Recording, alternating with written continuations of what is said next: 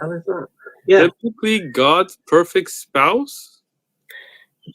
Yes. What does that mean? I'm God's perfect spouse. So God interacts with me.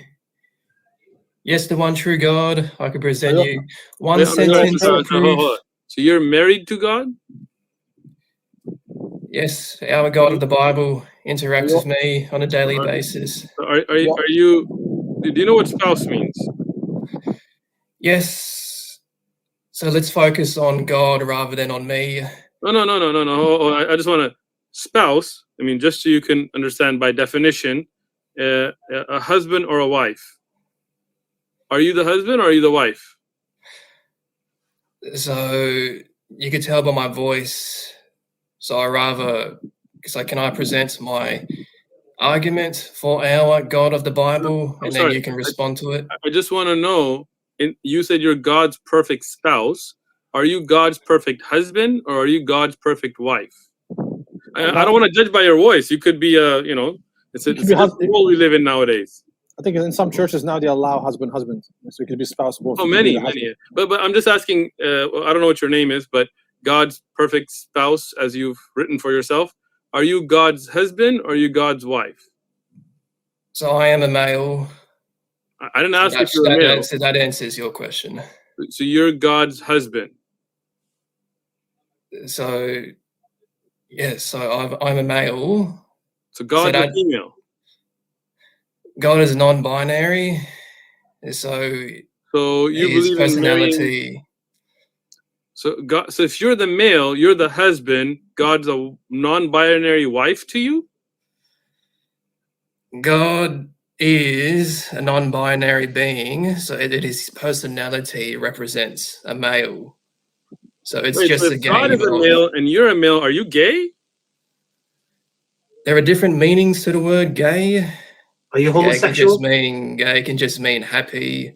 Are you homosexual? Are you a man married to a man? To God, our God of the Bible. So spouse, I'll call you spouse. Is that okay? Hold on. Okay. So let me just understand this, right?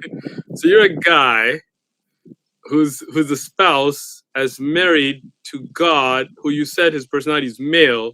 So God's a man, and you're a man, and you're the husband, and God is the husband as well, or is he the wife? I'm saying that God is non-binary, but you his said personality represents. Okay, so he represents a man, label, and you're a man. So you got two men married to each other, and you're interesting or mine. He's not gay, but let's gay. He is gay.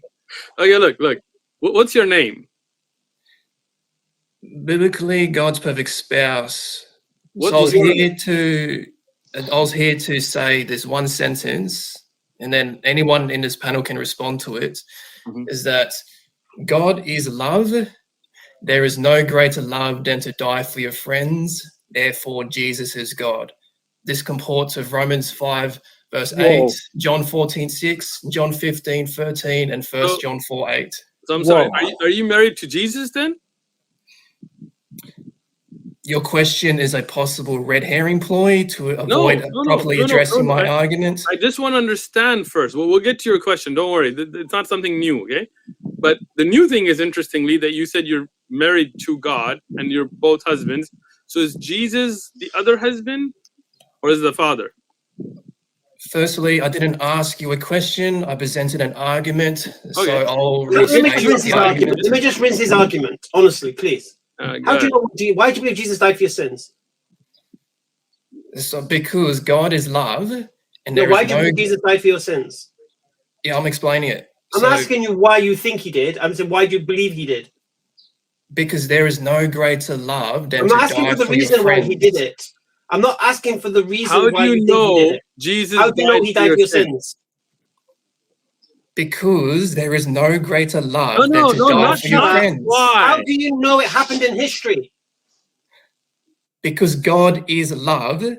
So what logically follows... All right. Spouse, because you didn't give us your name. Is God gay, according to you? It depends what you mean by that. So there are different meanings. God marry another guy, like a guy with another guy is homosexual relationship, right? Homosexual. Do you believe God is homosexual? So, firstly, my clarifying question to you is that because you are presupposing our God of the Bible, repeat the following phrase before I answer your question. Our God of the Bible is perfect. No, I'm not repeating anything you say. What I'm saying is, you said you're married to God, and you're the husband, and God is also a man. So is God, according to you, who's married to you as a spouse, is he gay, homosexual?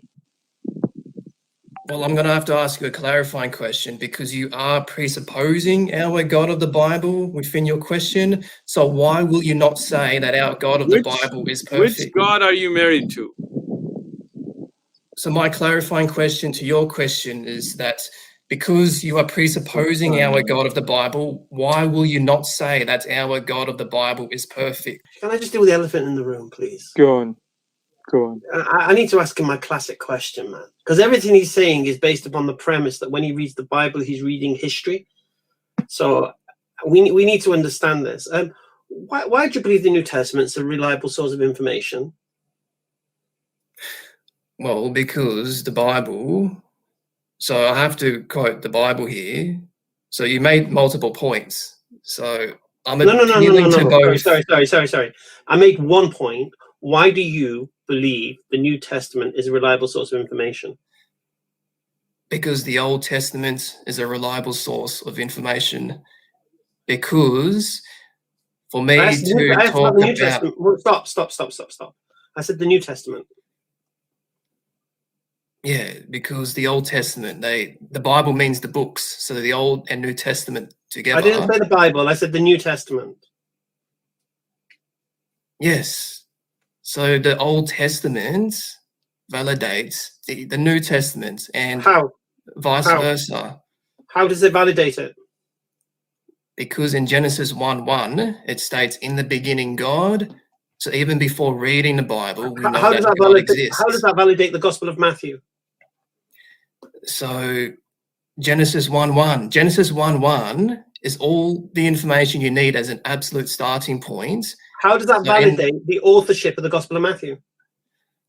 As I was saying, so you need to take notes. I'm not trying to be condescending. No, I need to establish some premises with you. Do you believe the authors of the New Testament, the Gospel writers, were eyewitnesses to what they wrote? I'm not trying to be condescending here, but you need to take notes. No, I'm asking you a very simple question. Do you believe the authors of the Gospels were eyewitnesses to what they wrote? So to address your question, so I'll restate my earlier points. Look, do me a favor, right? Stop this bloody nonsense as if you're in a court of law. Just answer the question. Yeah, I am answering your question. Do you believe? You need to give me more time. Last time, yeah, because I think you are what I thought you were from the beginning.